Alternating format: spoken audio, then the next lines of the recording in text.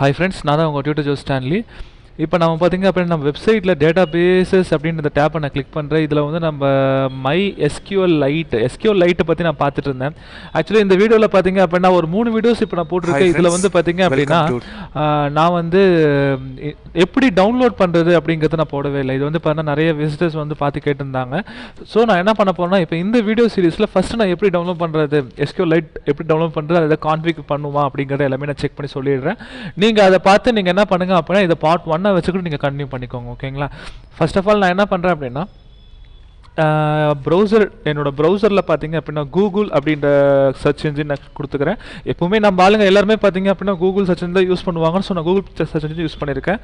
இதில் வந்து பார்த்தீங்கன்னா எஸ்கியூஎல் லைட் அப்படின்ற இந்த நேம் மட்டும் கொடுங்க. ஓகேங்களா? கொடுத்தீங்க அப்படின்னா ஃபஸ்ட்டு லிங்கே பார்த்தீங்கன்னா www.sqlite.org அப்படிங்கிறது உங்களுக்கு வந்திருக்கும். இதுதான் அந்த ஹோம் பேஜ். இந்த ஹோம் பேஜில் பார்த்தீங்க அப்படின்னா டவுன்லோட் அப்படிங்கிறது கிளிக் பண்ணிங்கன்னு வச்சுக்கோங்களேன். இப்போ இந்த டவுன்லோடில் பாருங்கள், உங்களுக்கு வந்து பார்த்தீங்க அப்படின்னா ஒவ்வொரு சிஸ்டமுக்கும் தேவையான பைனரி ஃபைல்ஸ், இது பாருங்கள் லினக்ஸ்க்கு தேவையான பைனரி ஃபைல்ஸு, மேக் ஓஎஸ்க்கு தேவையான ஃபைல்ஸு. ஆனால் ஆக்சுவலி நாம் யூஸ் பண்ணுறது விண்டோஸ் சிஸ்டம், நான் யூஸ் பண்ணிக்கிறது விண்டோஸ் 8 யூஸ் பண்ணிகிட்டு இருக்கேன். இப்போ இதில் பார்த்தீங்கன்னா பைனரிஸ் ஆஃப் யுவர் விண்டோஸ் அப்படின்னு கொடுத்துருக்காங்க. இதில் பாருங்கள், இதில் வந்து நீங்கள் என்ன பண்ணுங்கள் அப்படின்னா என்ன வெர்ஷன், இப்போ x86 வெர்ஷன் இருக்குது. இது நீங்கள் ஏதோ ஒரு லிங்க் நீங்கள் கிளிக் பண்ணால் போதும். நான் என்ன பண்ணுறேன் அப்படின்னா DLL ஃபைல் வேணாலும் நீங்கள் எடுத்துக்கலாம்.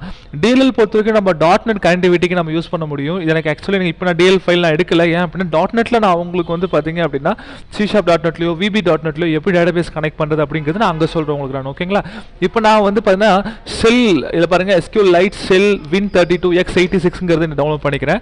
இது ஜஸ்ட் நீங்கள் கிளிக் பண்ணாவே ஆட்டோமேட்டிக்காக உங்களுக்கு டவுன்லோட் ஆக ஆரம்பிச்சிடும். இது வந்து பார்த்தீங்கன்னா 313.47 KB தான். உங்களுக்கு உடனே இந்த கீழே பார்த்தீங்கன்னா டவுன்லோட் ஆகிடும். சரிங்களா? இது டவுன்லோட் ஆனோடனே உங்களுக்கு வந்து பார்த்தீங்கன்னா ஒரு ஜிப் ஃபைல் ஒன்று கிரியேட் ஆகிடும். இங்கே பாருங்கள், என்னோட டவுன்லோட் ஃபோல்டரில் பாருங்கள் ஒரு ஜிப் ஃபைல் ஒன்று கிரியேட் ஆகிருக்கும் பாருங்கள். இதை நீங்கள் என்ன பண்ணலாம், ரைட் கிளிக் பண்ணி எக்ஸ்ட்ராக்ட்னு கொடுத்தீங்கன்னா உங்களுக்கு இந்த மாதிரி ஒரு ப்ரீ கம்பைல்டு ஒரு EXE ஃபைல் உங்களுக்கு வந்திருக்கும். எல்லா டேட்டாபேஸ்லையும் பார்த்தீங்க அப்படின்னா நம்ம என்ன பண்ணுவோம் அப்படின்னா அது கான்ஃபிகர் பண்ணுவோம், அதுக்கு வந்து ரூட்ன்ற பாஸ்வேர்ட் கொடுப்போம், ரூட்ன்ற யூசர் நேம் கொடுப்போம், இந்த மாதிரி நிறைய விஷயம் நம்ம பண்ணுவோம். ஆனால் SQLite பொறுத்த வரைக்கும் இது எந்த ஒரு ஒர்க்குமே இதில் கிடையாது. இது வந்து பார்த்தீங்கன்னா சர்வர்லெஸ் டேட்டாபேஸ். அதெல்லாம் பார்த்தீங்க அப்படின்னா இது 0 கான்ஃபிகரேஷன் டேட்டாபேஸ். இது ஒன்றும் இல்லை. நான் என்ன பண்ணுறேன்னா சிம்பிளாக இந்த எக்ஸ்ட்ராக்ட் பண்ண ஃபைலை என்னோட C டைரக்டரியில் SQLite அப்படின்ற இந்த ஃபோல்டர் ஒன்று கிரியேட் பண்ணியிருக்கேன். இதுக்குள்ளே நான் பேஸ்ட் பண்ணிக்கிட்டேன். சரிங்களா? இதுக்குள்ளே பேஸ்ட் பண்ணதுக்கப்புறம் நீங்கள் ஜஸ்ட்டு கமெண்ட் ப்ராமிட் ஓப்பன் பண்ணுங்கள். கமெண்ட் ப்ராமிட் ஓப்பன் பண்ணிங்க அப்படின்னா இந்த C டைரக்டரிக்கு நாம் வந்து லொக்கேட் பண்ணலாம். இங்கே பாருங்கள், cd ஸ்பேஸ் SQLite அப்படிங்கிறது கொடுத்தீங்கன்னா உங்களுக்கு அந்த ஃபோல்டருக்குள்ளே வந்துடும். இப்போ இந்த SQLite 3 அப்படின்ற இந்த வெர்ஷன் இருக்குது பார்த்தீங்களா, ஸ்பேஸ் கொடுங்க. ஸ்பேஸ் கொடுத்துட்டு இதில் வந்து நீங்கள் புதுசாக ஒரு டேட்டாபேஸ் கிரியேட் பண்ணுறீங்களா, நீங்கள் டேட்டாபேஸ் கொடுத்துக்கலாம். நான் இப்போ என்ன பண்ணுறேன்னா TJ அப்படிங்கிறது கொடுக்குறேன். tj.dbன்னு கொடுத்தேன்னு வச்சுக்கோங்களேன். இப்போ இது என்ட்ரு கொடுத்த உடனே உங்களுக்கு பார்த்தீங்கன்னா டேட்டாபேஸ் உங்களுக்கு கிரியேட் ஆகிடும். சரிங்களா? இப்போ ப்ரீவியஸாக பார்த்தீங்கன்னா எதாவது டேட்டாபேஸஸ் இருக்கா அப்படிங்கிறத செக் பண்ணோம் அப்படின்னா DATABASES டேட்டாபேசஸ் அப்படின்னு கொடுத்தீங்க அப்படின்னா இப்போ நீங்கள் கரண்ட்டாக என்ன டேட்டாபேஸில் இருக்கீங்க அப்படிங்கிறது உங்களுக்கு டிஸ்பிளே பண்ணி காட்டிடும். சரிங்களா? இது வந்து பார்த்தீங்க அப்படின்னா சிம்பிளாக எப்படி நம்ம SQLite டேட்டாபேஸை நம்ம நெட்டில் டவுன்லோட் பண்ணுறது, அதை எப்படி நம்ம ரன் பண்ணுறது அப்படிங்கிறத காட்டினேன். இதே நம்ம சீரீஸில் பார்த்தீங்கன்னா உங்களுக்கு அந்த செகண்ட் வீடியோஸ் இப்போ அங்கே சைட்டில் பாருங்கள் SQLite கிளிக் பண்ணுறேன், யூடியூப் சேனலுக்கு போகுது.